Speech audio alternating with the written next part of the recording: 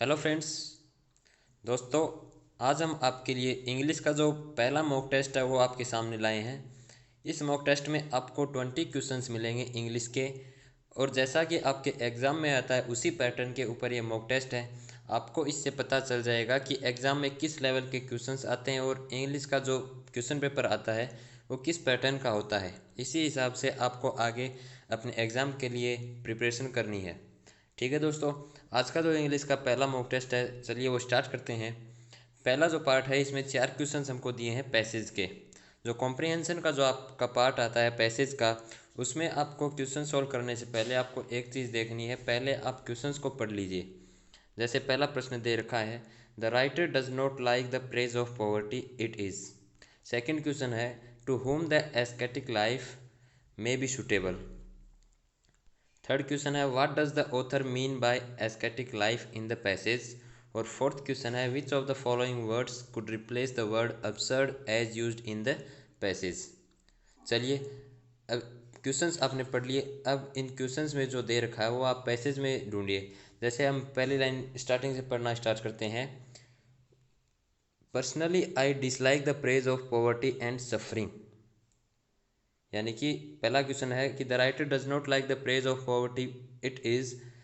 Personally I dislike the praise of poverty and suffering, ये दे रखा है। यानी कि ये जो ऑथर का, जो राइटर का पर्सनल ओपिनियन है, ये पर्सनल जो फील करता है वो इसने यहाँ पे बताया है। और यही हमसे पूछा है, the writer does not like the praise of poverty, it is his personal opinion. जो राइटर का जो पर्सनल ओपिनियन है वो यहाँ पे बताया जा रहा है। ठीक है, इसी प्रकार हम नेक्स्ट क्वेश्चन देखते हैं। नेक्स्ट क्वेश्चन हमको दे रखा है, to whom the aesthetic life may be suitable. जो एस्थेटिक लाइफ है वो पैसेज के हिसाब से किसको सूटेबल है। आगे दे रखा है, हम पैसेज पढ़ते हैं। I do not think the aesthetic life at all desirable and they ought to be abolished, nor do I appreciate the aesthetic life is social ideal though it may suit individuals. यानी कि यहाँ पे आपको दे रखा है it may suit individuals. Question में पूछा है to whom the aesthetic life may be suitable, तो इट मे सूट इंडिविजुअल्स। आपके ऑप्शंस में आप देखेंगे तो ऑप्शन नंबर जो सी है, इंडिविजुअल्स के लिए ये शूट करता है। जो आपको क्वेश्चन में पूछा है, ऑप्शन नंबर सी आपका करेक्ट आंसर हो जाएगा। चलिए नेक्स्ट क्वेश्चन देखते हैं। What does the author mean by aesthetic life in the passage. Aesthetic life से ऑथर का जो पैसेज में जो मीन है वो क्या है। एस्थेटिक लाइफ होती है यानी तपस्वी, जो संत की जो लाइफ होती है, तपस्वी जो लाइफ जो व्यतीत करते हैं वो होती है एस्थेटिक का मतलब। अब इसमें पूछा है, what does the author mean by aesthetic life in the passage. Passage के अंदर ऑथर का मीन क्या है।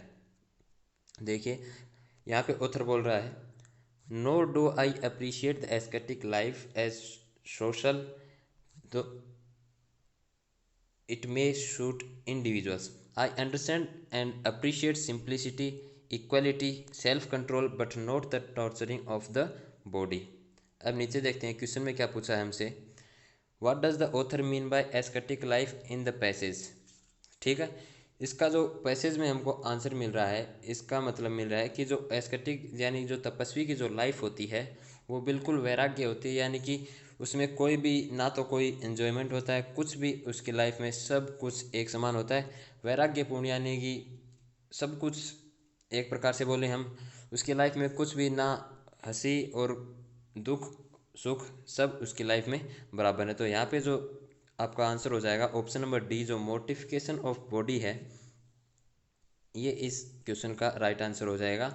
मोटिफिकेशन ऑफ बॉडी मीन्स जो वैराग्यपूर्ण जो ज़िंदगी वो व्यतीत करता है, वही ऑथर ने इस पैसेज में चर्चा की है। नेक्स्ट क्वेश्चन देखते हैं। पैसेज का जो लास्ट क्वेश्चन है, which of the following words could replace the word absurd as used in the passage. दोस्तों, absurd का मतलब होता है बिल्कुल ही आलसी, जिसमें यानी कि कोई नो एनर्जेटिक नहीं हो, बिल्कुल भी एनर्जी नहीं हो, बिल्कुल आलसी टाइप का जो बंदा होता है उसको बोलते हैं absurd लाइफ। ऑप्शन देखते हैं, रीजनेबल, यानी कि कोई भी चीज़ है, कोई रीजनेबल है यानी कि उसका अर्थपूर्ण कुछ भाव निकलता है, अर्थ निकलता है। ठीक है, नेक्स्ट वर्ड हमारे पास कॉन्ग्रुअस। इसका मतलब होता है दोस्तों किसी के मुताबिक होना, ये भी आप देख रहे अपसर्ड का मतलब होता है आलसी, तो ये भी आपका आंसर नहीं बैठ रहा। नेक्स्ट क्वेश्चन देखते हैं। सिंपल बिल्कुल यानी कि जो व्यक्ति सिंपल अपनी लाइफ व्यतीत करता है, सिंपल जो व्यक्ति होता है साधारण, ये भी आपका रिप्लेस नहीं कर सकता। नेक्स्ट है आपका सिली। सिली का जो अर्थ होता है वो भी बिल्कुल आलसी, बिल्कुल एनर्जेटिक नहीं होता। तो अपसर्ड का मतलब भी आलसी और लैक ऑफ एनर्जी होती है, सिली का भी यही मतलब होता है। आपका आंसर डी यहाँ पे करेक्ट हो जाएगा। नेक्स्ट क्वेश्चन देखते हैं, आगे बढ़ते हैं। हमारा जो पैसेज का जो पार्ट है वो कंप्लीट हुआ। आगे देखते हैं, फिफ्थ क्वेश्चन दे रखा है, identify the incorrectly spelled word. इस क्वेश्चन में इनकरेक्टली स्पेल्ड वर्ड चूज करना है। फर्स्ट दे रखा है सेपरेट, सेकंड अकर, थर्ड रिसीव और फोर्थ अकोमोडेट। चलिए फर्स्ट वर्ड देखते हैं, सेपरेट, SEPERATE, यानी कि सेपरेट। सेपरेट की स्पेलिंग होती है SEPE की जगह यहाँ पे ए आएगा। ठीक है दोस्तों, SEPARATE सेपरेट की स्पेलिंग होती है, यहाँ पे ई दे रखा है, यानी कि यही आपका इनकरेक्टली स्पेल्ड वर्ड मिल गया। नेक्स्ट देखते हैं, अकर, OCCUR बिल्कुल सही है। रिसीव, RECEIV बिल्कुल सही है। अकोमोडेट, ACCOMMODATE ये भी आपका सही है, तो यहाँ पे आपका ऑप्शन ए करेक्ट आंसर हो जाएगा। ठीक है, नेक्स्ट क्वेश्चन देखते हैं। Choose the word almost nearest in meaning to the word given below. Nearest meaning मतलब कि आपको इसमें साइनोनिम पूछा है इस क्वेश्चन का। वर्ड दे रखा है हमको जेस्ट। जेस्ट का मतलब जो होता है उत्साहपूर्ण, यानी कि जो व्यक्ति जिसमें जुनून होता है किसी कार्य को करने का, जोश होता है, उत्साह होता है, वो जेस्ट का मतलब होता है उत्साहपूर्ण। आपके ऑप्शंस देखना है, आपको साइनोनिम ढूंढना है, नियरेस्ट इन मीनिंग देखना है। ऑप्शन ए है passion, option B apathy, option C lazy और option D boredom. Passion, zest का मतलब होता है उत्साह और जोश होता है, यहाँ पे पैशन दे रखा है, इसका मतलब भी जोश और उत्साह ही होता है, यानी कि ए ऑप्शन आपका करेक्ट हो गया। आगे देखते हैं कि इसके जो पास कुछ वर्ड मिलता है क्या। एपैथी दे रखा है, एपैथी का मतलब होता है उदासीन, जिसमें यानी कि कोई भी एनर्जी नहीं हो, बिल्कुल उदासीन हो, उसका अर्थ होता है एपैथी। नेक्स्ट है लेजी, यानी कि बिल्कुल आलसी, और बोर्डम भी यही। तो आपका जो ऑप्शन नंबर ए पैशन, जुनून, जोश और जेस्ट का मतलब भी जोश होता है, जोश होता है, तो आपका option number A correct answer हो जाएगा। नेक्स्ट क्वेश्चन देखते हैं। Choose the word almost opposite in meaning to the given word. Opposite बताना है यहाँ कि आपको एंटोनिम बताना है क्वेश्चन का। वर्ड दे रखा है एम्बेलिश। एम्बेलिश का मतलब दोस्तों होता है किसी चीज़ को संवारना, सजाना, उसको और ज़्यादा यानी कि निखारना। ठीक है, यहाँ पे आपको पूछा है कि ऑपोजिट पूछा है। ठीक, ऑपोजिट के लिए निखारना, इसका ऑपोजिट हो जाएगा आपका, डायरेक्ट आपको दिख रहा है डिसफिगर। ठीक है, यहाँ पे जो ऑपोजिट वर्ड है डिसफिगर, यानी कि किसी चीज़ जो संवारी हुई है उसको आप बिगाड़ते हो, उसको यानी कि उसकी जो फिक्स जो पोजीशन है उससे आप उसको हटा रहे हो, उसको संवारने की बजाय आप उसको बिगाड़ रहे हो, तो आपका ऑप्शन नंबर बी इसका ऑपोजिट। एम्बेलिश मतलब संवारना और डिसफिगर मतलब बिगाड़ना। ठीक है, तो आपका ऑप्शन बी यहाँ पे करेक्ट आंसर हो जाएगा। और वर्ड दे रखे हैं आपको सेक्रीफाइस करना, फोरफिट, फोरफिट का मतलब होता है किसी चीज़ को खो देना। और नेक्स्ट वर्ड है इंडिक्ट, इंडिक्ट का मतलब होता है किसी को दोषी ठहराना। ठीक है, नेक्स्ट क्वेश्चन देखते हैं। Choose the correct word, choose the correct one word substitute for the following stem. आपको यहाँ पे जो वर्ड दे, सेंटेंस दे रखा है, इसका वन वर्ड चूज करना है, यानी कि इसका वन वर्ड में आंसर क्या हो सकता है। क्वेश्चन है ए वेल एक्सपीरियंस्ड पर्सन, यानी कि कोई पर्सन है वो बहुत ज़्यादा एक्सपीरियंस्ड है, उसको किसी चीज़ का बहुत ज़्यादा नॉलेज है, उसको फुल परिपूर्ण है उस चीज़ में, उसको हम बोलते हैं वेटरन। ऑप्शन नंबर डी जो दे रखा है आपको वेटरन, वेल एक्सपीरियंस पर्सन को वेटरन बोलते हैं। ठीक है, आगे बढ़ते हैं, नेक्स्ट क्वेश्चन देखते हैं।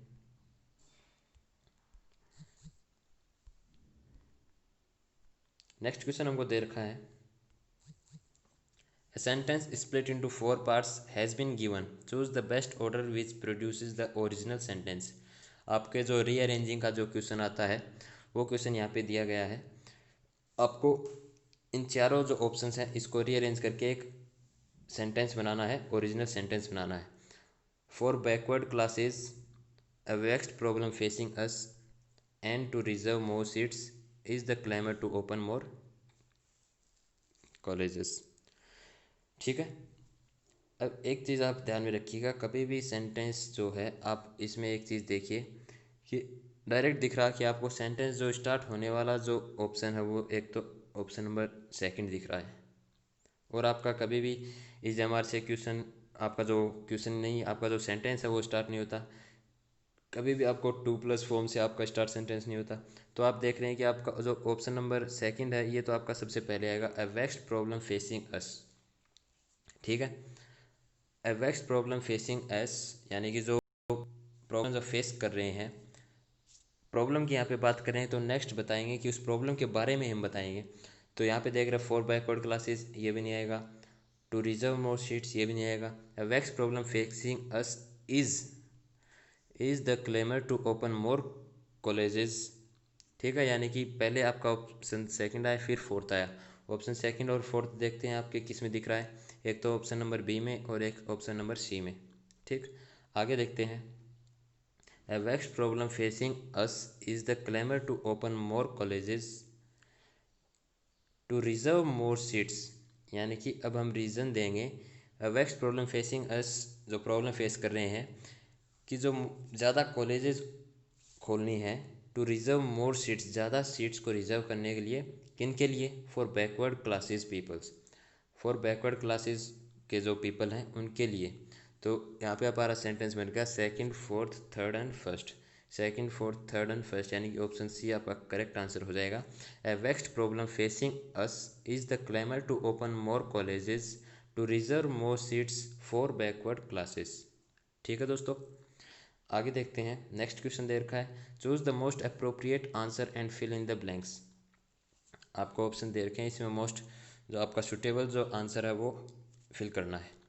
क्वेश्चन है, the authorities seem to be dash concerning the condition of workers. ठीक है, ऑप्शन दे रखे हैं, लिबरल, इनसेंसिटिव, इग्नोरेंट, रिस्पॉन्सिबल। अब एक चीज़ देखिए, the authorities seem to be dash concerning, concern जो वर्ड आ रहा है यानी कि कुछ तो यहाँ पे दिक्कत आ रही है, कुछ तो यहाँ पे यानी कि ध्यान नहीं दिया जा रहा अथॉरिटी जो वर्कर्स का जो काम है उनके ऊपर। तो यहाँ पे देख रहे the authorities seem to be insensitive concerning the condition of workers, यानी कि इनसेंसिटिव मतलब कि सुन्न पड़ना या ध्यान नहीं देना। तो यानी जो अथॉरिटी है वो जो कंडीशन ऑफ वर्कर्स है उसके ऊपर कोई भी ध्यान नहीं दे रही है कुछ भी, concerning the condition of workers, ध्यान नहीं देना यानी कि जो भी कंडीशन है वर्कर्स की उस पर कोई ध्यान नहीं दिया जा रहा। तो the authority seem to be insensitive. Next question देखते हैं, he dash for a walk daily in the morning, go, shall go, will go, goes. अब एक चीज़ ध्यान रखना कि जो भी आपके डेली होने वाले जो हैबिचुअल जो आपके सेंटेंसेस होते हैं, जैसे डेली इन द मॉर्निंग और the sun rises in the east, इस प्रकार के जो आपके क्वेश्चन होते हैं उसमें आपका हमेशा प्रेजेंट टेंस, सिंपल प्रेजेंट आपको यूज़ करना है। यहाँ पे आपको देख पा रहे हैं कि ही आ रहा है, इसके साथ goes for a walk daily in the morning, singular है तो आपका गोज़ आ गया। ठीक है, he goes for a walk daily in the morning. Will go, shall go कभी नहीं हो सकते, गो क्योंकि यहाँ पे सिंगुलर है तो गोज़ आएगा, गो नहीं आएगा। तो जब भी आपके हैबिचुअल जो सेंटेंसेस होते हैं यानी कि जो कार्य आप डेली करते हैं उसके लिए हमेशा सिंपल प्रेजेंट टेंस का यूज़ करेंगे, गोज़ आएगा। ठीक है, नेक्स्ट क्वेश्चन देखते हैं, dash thing of beauty is joy for ever, a, the, one, an. ठीक है, अब यहाँ पे वन और एन तो काट ही दीजिए। एन कभी भी जो वोवल साउंड है उसके साथ आ जाता है, तो थिंग जो है कभी वोवल साउंड नहीं दे रही। एक चीज़ देख रहे हैं कि thing of beauty is a joy for ever, यानी कि एक थिंग ऑफ ब्यूटी की बात कर रहा है यानी कि इसके साथ आर्टिकल जो हम यूज़ करेंगे ए का यूज़ करेंगे, a thing of beauty is a joy for ever, ना कि an thing of beauty is a joy for ever.